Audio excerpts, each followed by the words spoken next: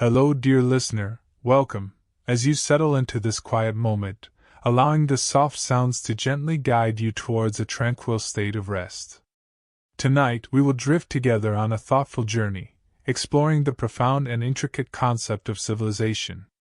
A word that, even in its mere utterance, seems to hum with the echoes of human endeavor, of countless lives lived, and societies built, layer upon layer, across the vast canvas of time. Imagine, if you will, the gentle unfolding of human history, a slow, deliberate dance of evolution, leading to the intricate patterns we now recognize as civilization. At its very heart, civilization is understood as a complex society. But what does this truly mean, to be complex? It speaks of an interwoven tapestry, threads of human interaction, innovation, and organization, all intricately bound together. This complexity isn't a simple gathering of individuals, but a meticulously structured system, characterized by fundamental pillars that lift it from a mere collection of people into something far grander and more enduring. One such defining characteristic, a cornerstone upon which these towering societal structures are built, is the development of the state. Picture the shift from smaller, familial groups, perhaps moving with the seasons, to a more centralized form of governance. The state emerges as an entity that organizes, regulates, and in a sense, embodies the collective will and authority of a large population. It provides a framework, a set of rules and institutions, designed to manage the complexities of a larger, more settled community. This isn't merely about power. It's about the very architecture of shared living, where decisions affect not just a few, but many, and where a sense of collective identity begins to solidify under a common authority. Hand in hand with the state, we find the emergence of social stratification. Consider the idea of different layers within this complex society, like geological strata in the earth, each with its own role, its own responsibilities, and often, its own access to resources and influence. This isn't to say that all individuals are equal in their societal standing, but rather that roles become specialized and hierarchical. We see the development of more or less rigid classes, a division of labor that defines who does what, and how their contribution fits into the larger whole. From a ruling elite, perhaps guiding the spiritual or political direction, to the various urban populations engaging in craft and trade, and the rural populations working the land, each plays a part in the vast, collaborative enterprise that is civilization. This stratification, while sometimes leading to tensions, also creates a complex, interdependent organism, where the blacksmith relies on the farmer, and the ruler relies on both. And then, there is urbanization. The very word whispers of cities, of settlements that grow densely, drawing people together into bustling hubs of activity.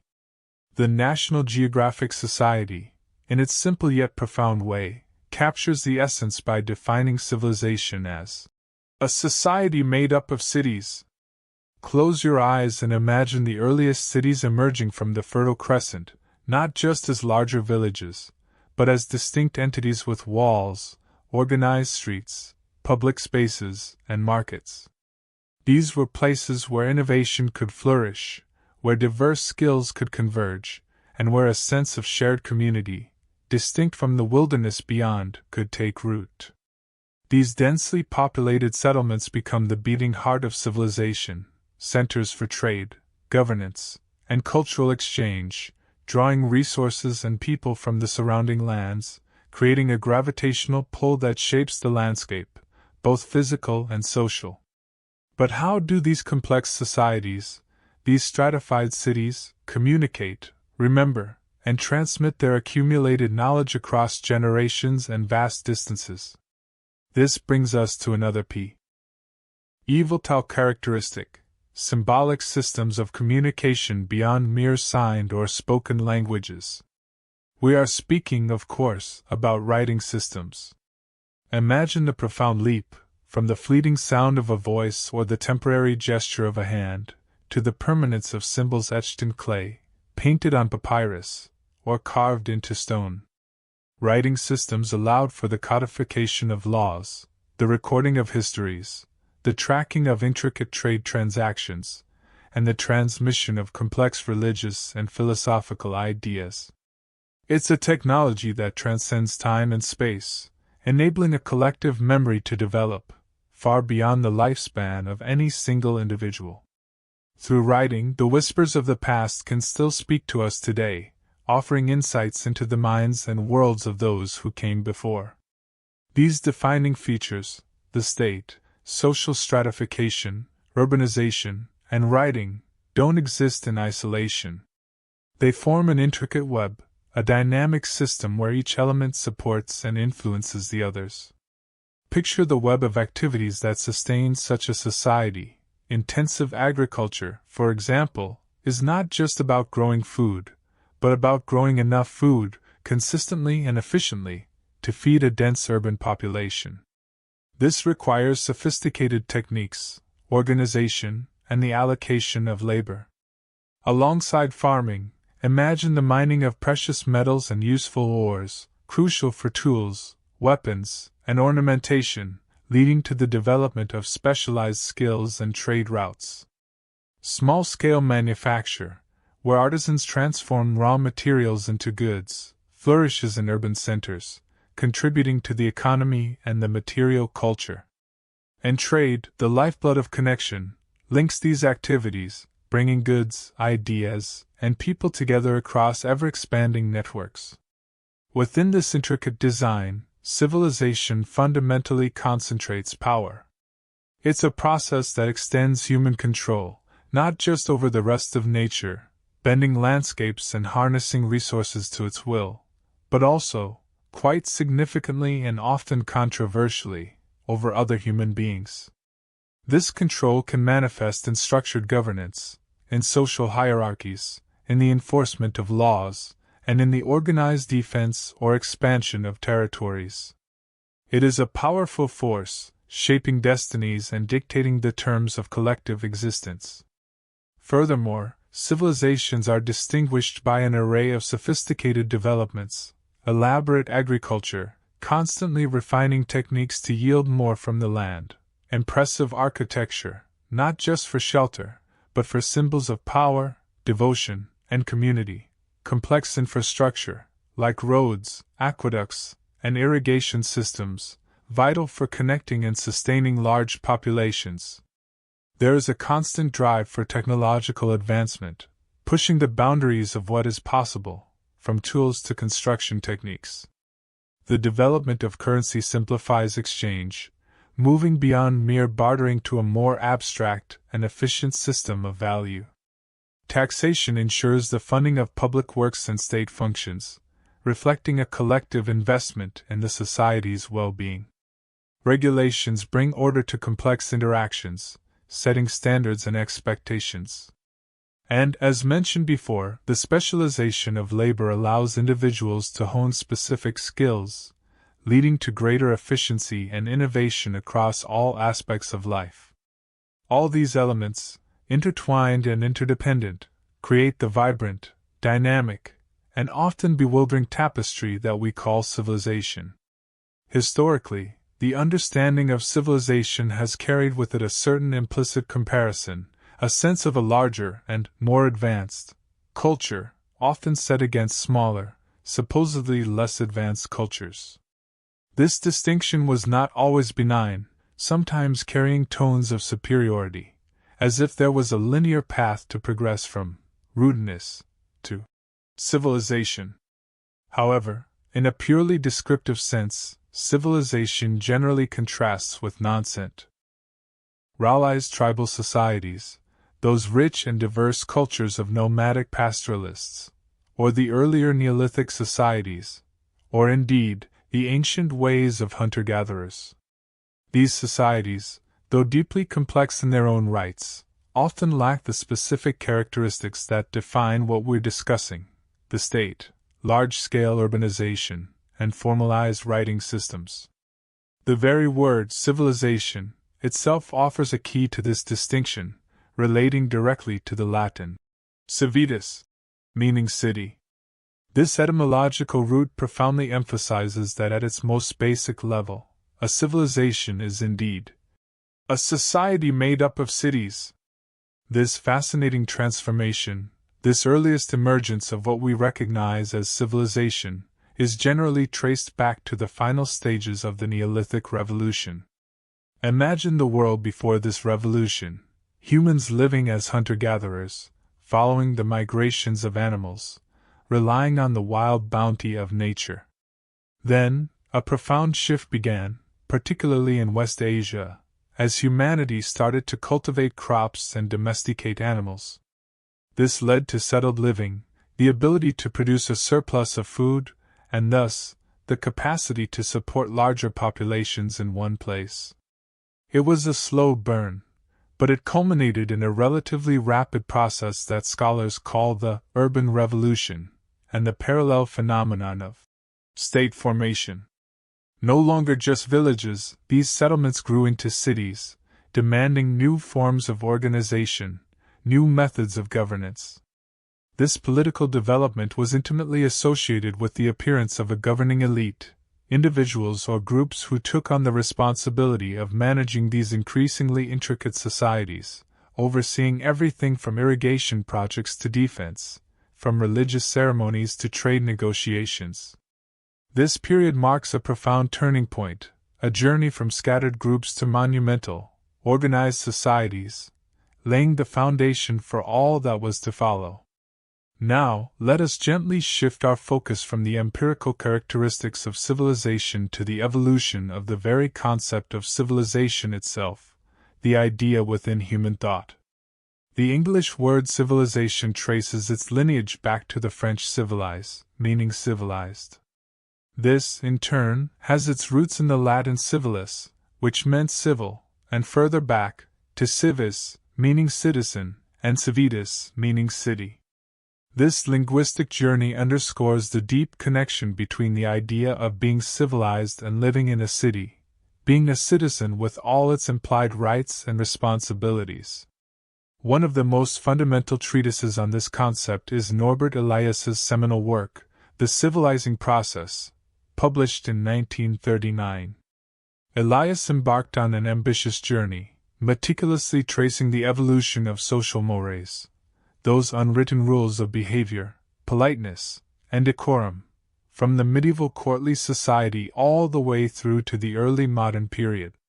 He showed how the rougher, more spontaneous behaviors of earlier times gradually gave way to more refined, controlled, and internalized standards of conduct. Imagine the transformation from boisterous feasts where manners were perhaps less rigid, to more restrained and self-aware public interactions. This civilizing process wasn't just about superficial etiquette, it was about a fundamental reshaping of the human psyche, an increasing self-awareness and control over impulses, all driven by the complex social pressures and interdependencies of emerging states and urban life. It speaks to a gradual internalization of social norms, a refinement that allowed for closer, more intricate cohabitation. Another profound perspective comes from Albert Schweitzer, who, in his 1923 work The Philosophy of Civilization, outlined two distinct opinions on the matter. One, he suggested, was purely material, focusing solely on the tangible advancements, the buildings, the technologies, the accumulated wealth. The other, however, embraced both the material and the ethical. Schweitzer deeply believed that the world crisis of his time stemmed from humanity losing this ethical idea of civilization. He defined this ethical notion as the sum total of all progress made by man in every sphere of action and from every point of view insofar as the progress helps towards the spiritual perfecting of individuals as the progress of all progress. This is a profoundly moving thought, suggesting that true civilization isn't just about what we build, but how we grow inwardly, how we strive for spiritual and moral betterment, not just for ourselves, but for all. It's an invitation to consider whether our technological leaps are matched by our ethical strides. The journey of the word itself continues. Related terms like civility, denoting polite and respectful behavior, emerged in the mid-16th century. The abstract noun, civilization, meaning a civilized condition, arrived later, in the 1760s, again migrating from the French. The first known use in French was in 1757, attributed to Victor de Riquetti, Marquis de Mirabeau, while in English, the distinction often goes to Adam Ferguson. In his 1767 essay on the history of civil society, Ferguson wrote with a sense of hopeful progress, observing, "Not only the individual advances from infancy to manhood but the species itself from rudeness to civilization." This statement beautifully encapsulates the spirit of the Age of Enlightenment, an era characterized by an active pursuit of progress, a belief in humanity's capacity to improve itself, to move away from what was perceived as barbarism, or rudeness, towards a more enlightened, ordered, and refined existence. It was a time of great optimism regarding human potential and the trajectory of societal development.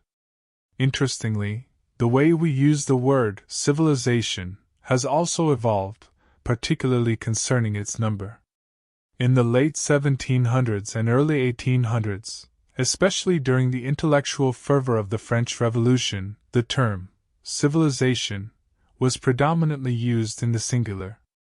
It wasn't about multiple civilizations, but rather about the progress of humanity as a whole, a grand, unified narrative of advancement. This singular usage, emphasizing a universal human trajectory, remains largely the case in French.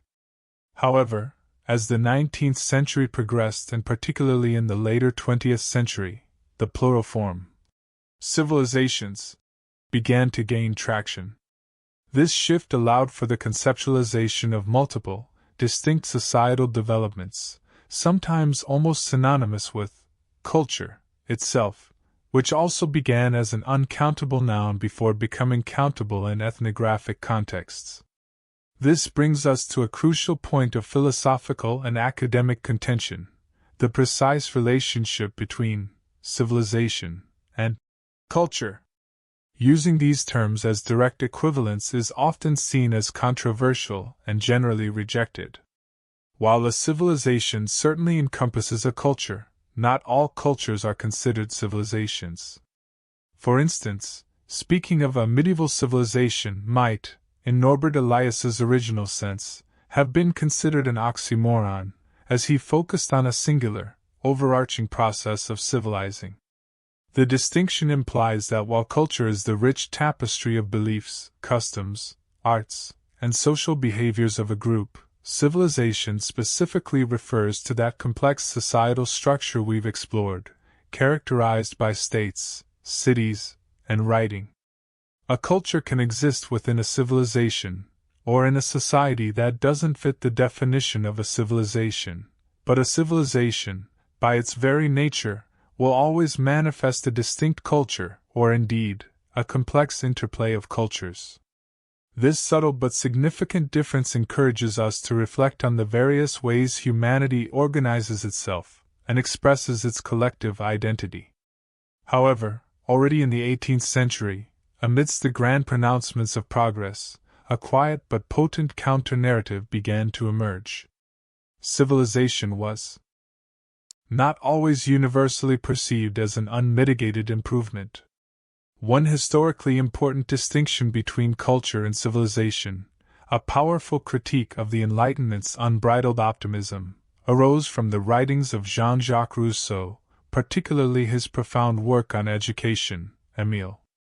Rousseau dared to question the very foundations of societal advancement. He argued that civilization, with its emphasis on rationality, social conventions, and a complex, often artificial, social structure, was not fully in accord with human nature. Imagine, if you will, a state of being prior to the intricate demands of society, a more intuitive, instinctual existence. Rousseau suggested that true human wholeness was achievable only through the recovery of or approximation to an original discursive or pre-rational natural unity. This is the philosophical idea often associated with the noble savage, not a literal primitive, but a conceptual being embodying a state of freedom and authenticity untainted by the corrupting influences of society. For Rousseau, the very progress that civilization boasted about, the elaborate social contracts and rational systems, had alienated humanity from its own deeper, more genuine self. He hinted at a loss, a separation from an inherent harmony, traded for the perceived benefits of social order and intellectual refinement. This perspective invites us to ponder the trade-offs, the costs of our collective journey towards complexity. From this seed of thought, particularly in Germany, a new approach bloomed, cultivated first by Johann Gottfried Herder and later by profound philosophers such as Soren Kierkegaard and Friedrich Nietzsche. This perspective viewed cultures not as stages on a linear path to a singular civilization, but as natural, organic entities, each with its own unique essence. They argued that cultures were not primarily defined by conscious, rational, deliberative acts, but rather by a kind of pre-rational, folk spirit, a deep, intuitive, collective soul that expressed itself through shared traditions, myths, and ways of life. In stark contrast to this vibrant, organic, folk spirit, civilization from this German philosophical perspective was seen as something distinct. While it undeniably brought forth impressive material progress and was driven by reason and conscious design, it was also considered, paradoxically, to be unnatural. This view suggested that the very rationality and artificiality of civilization, its intricate social mechanisms, its detachment from the raw, elemental forces of nature, led to a different kind of outcome, the vices of social life. Let us gently explore these vices, for they speak to a profound unease with the trajectory of human progress. In the quiet of your mind, consider guile. In simpler societies, perhaps transparency and directness were more common, but in the complex stratifications of civilization, with its intricate social dynamics and pursuit of power, cleverness can often descend into deceit. Individuals might learn to navigate social labyrinths with cunning, masking their true intentions behind polite facades. Then, there is hypocrisy. As societies grow more complex, and as social expectations become more rigid, the gap between outward appearance and inner conviction can widen. The need to conform, to uphold certain standards, to play a particular role within the social hierarchy, can lead individuals to present a persona that doesn't genuinely reflect their beliefs or feelings. The pressures of fitting in, of maintaining status, can compel people to say one thing and believe another, creating a subtle disjunction in the soul. Next, let us ponder envy. In a stratified society, where differences in wealth, status, and opportunity are visibly pronounced, the human tendency to compare oneself to others can intensify. The achievements or possessions of one person might not be a cause for shared joy, but rather a sour sea of bitterness or covetousness for another. This constant comparison, fueled by the visible disparities within civilization, can breed a quiet discontent, a yearning for what others possess, undermining solidarity. And finally, avarice, the insatiable desire for wealth or gain. Civilization, with its advanced systems of currency, trade, and property, can inadvertently create fertile ground for this vice to flourish. The accumulation of resources, beyond what is necessary for sustenance, becomes a driving force, sometimes at the expense of others, or of the environment itself. The pursuit of material comfort and power, inherent in the mechanisms of a complex economy, can elevate this desire to an unhealthy obsession, overshadowing ethical considerations and communal well-being. These philosophical critiques, from Rousseau, Herder, Kierkegaard, and Nietzsche, are not necessarily condemnations, but rather profound meditations. They invite us to look beyond the glittering facades of technological marvels and elaborate social structures, and to question what we might lose, what essential aspects of human experience might be suppressed or distorted in our collective journey towards ever greater civilization. They challenge us to consider the intricate relationship between our inner lives and the outer structures we build, asking if our pursuit of external progress always aligns with our internal flourishing. As we bring our thoughts to a gentle close tonight, perhaps you find yourself reflecting on these myriad facets of civilization. From its foundational definitions, the state, cities, writing, stratification, to its historical emergence from the Neolithic Revolution, and through the fascinating evolution of the very concept in human thought. We've traced the word's journey from civitas to civilize, considered Elias's civilizing process, and Schweitzer's plea for an ethical dimension. We've witnessed the Enlightenment's embrace of progress, and then, in quiet contemplation, heard the philosophical whispers of doubt from Rousseau, Herder, and others, urging us to question the cost of our collective journey. May these thoughts settle softly within your mind, not as burdens, but as gentle invitations to wonder about humanity's extraordinary path. Consider the vastness of time, the myriad ways people have chosen to live, and the endless possibilities that lie ahead. Allow these complex ideas to dissolve into a comforting peace, as you drift deeper into the quietude of sleep. Rest well, dear listener, and may your dreams be as vast and wondrous as the story of civilization itself.